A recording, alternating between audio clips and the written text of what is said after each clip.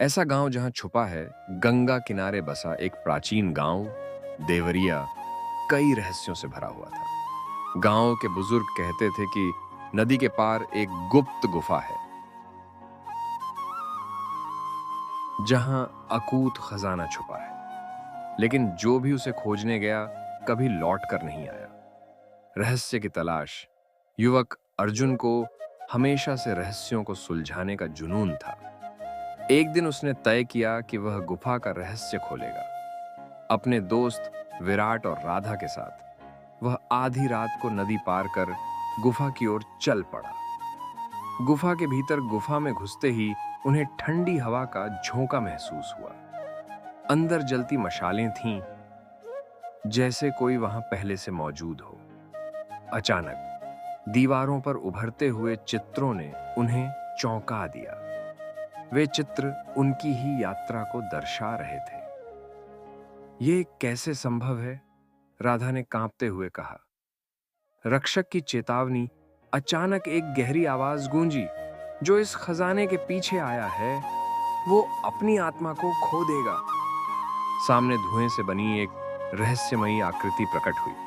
वह राजा अनिरुद्ध की आत्मा थी, जो सदियों से खजाने की रक्षा कर रही थी।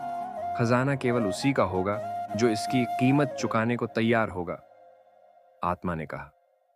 सच का खुलासा अर्जुन ने हिम्मत जुटाकर पूछा, क्या कीमत है?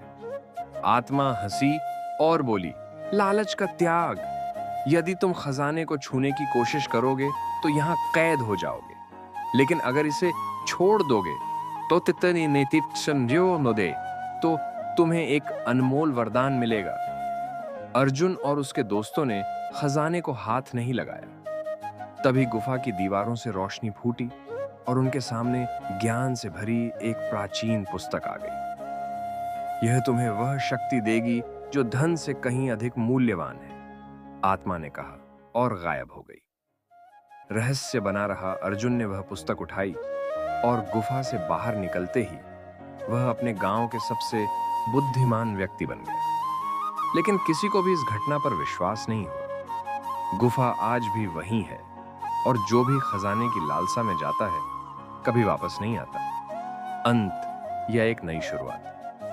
अगर तुम्हें ऐसी और रहस्यमय कहानियां चाहिए